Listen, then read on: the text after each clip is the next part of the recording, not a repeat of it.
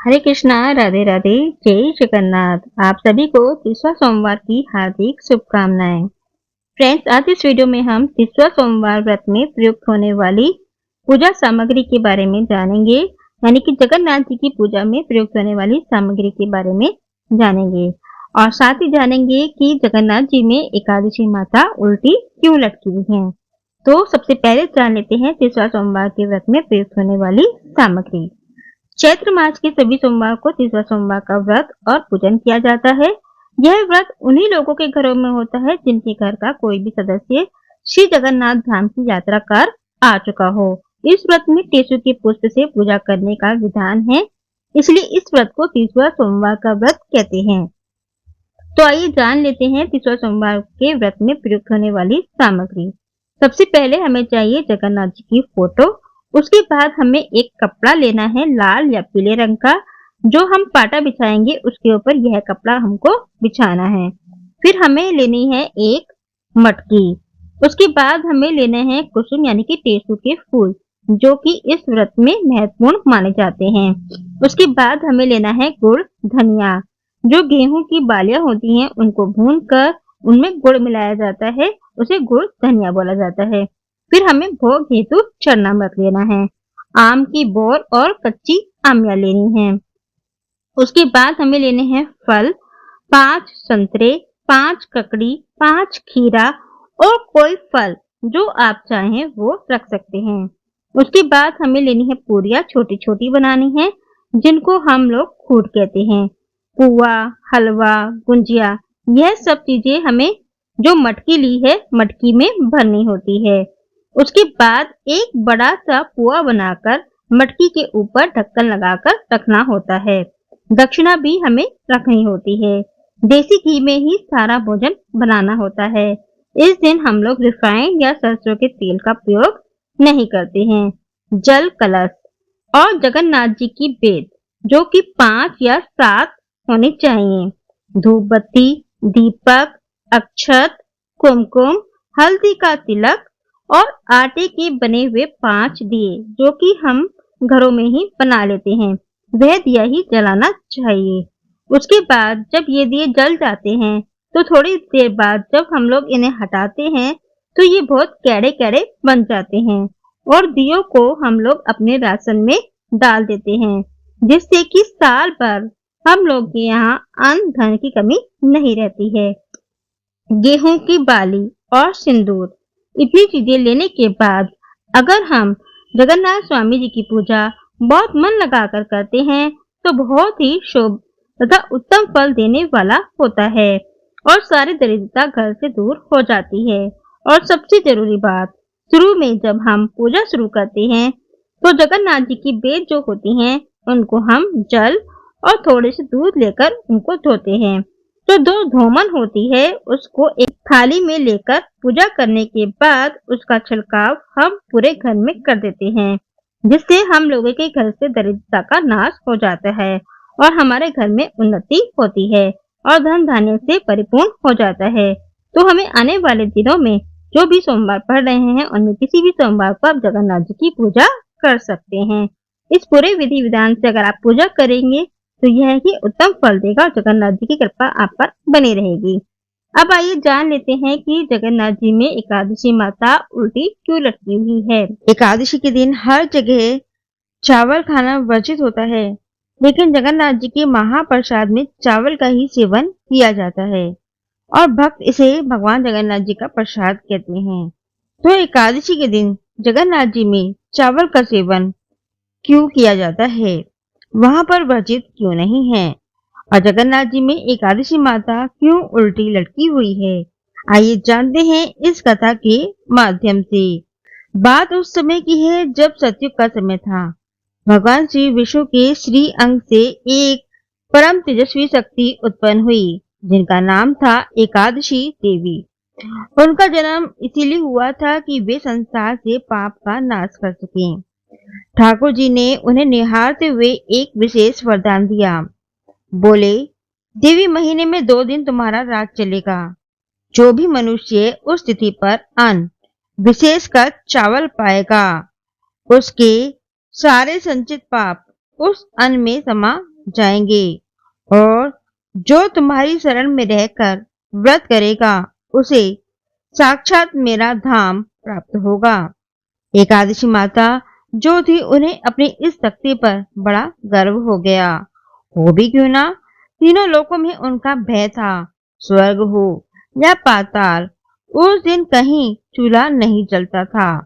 पापी से पापी मनुष्य भी एकादशी के दिन चावल को छूने से कांपता था।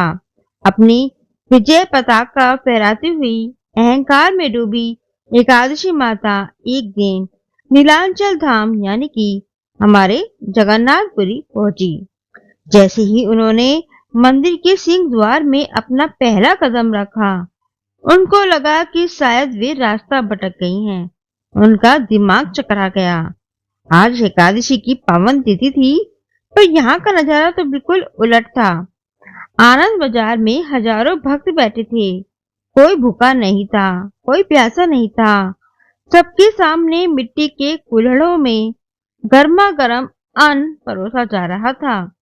भक्त बड़े चाव से जय जगन्नाथ का उद्घोष करते हुए उस बात को पा रहे थे। एकादशी माता का क्रोध सातवें आसमान पर पहुंच गया। वे व्याकुल हो उठी, सोचने लगी, यह मेरा अपमान है। मेरे ही दिन यहाँ चावल, क्या जगन्नाथ जी मेरा नियम भूल गए? क्या उन्हें मेरी शक्ति का भान नहीं है? क्रोध में जलती हुई वो सीधे मंदिर के गर्भगृह में घुस गई। सामने रत्न सिंहासन पर ठाकुर जी अपने बड़े भाई बलभद्र और लाडली बहन सुभद्रा के साथ मंद मंद मुस्कुरा रहे थे। एकादशी माता ललकार कर बोली, प्रभु, क्या यह अनर्थ हो रहा है? आपने ही तो मुझे वरदान दिया था कि एकादशी को चावल में पाप पुरुष का वास होगा। तो आज आपके इस धाम में यह पाप की गंगा क्यों बह रही है? रोकिए इन भक्तों को, वरना मेरा श्राप सबको भस्म कर देगा।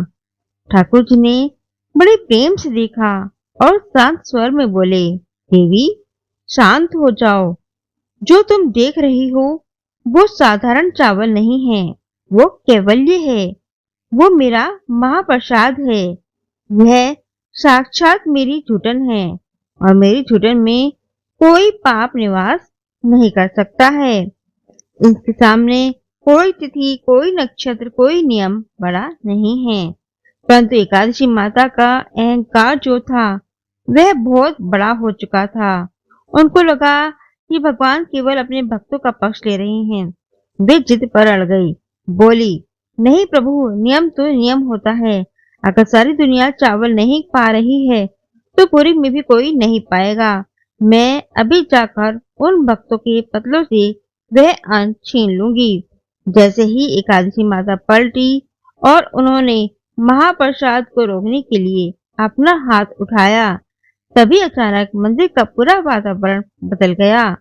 ठाकुर जी की वो प्यारी सी मुस्कान ओझल हो गई। उनकी बड़ी बड़ी गोल आंखों में वो तेज आ गया जो प्रलय ला सकता है।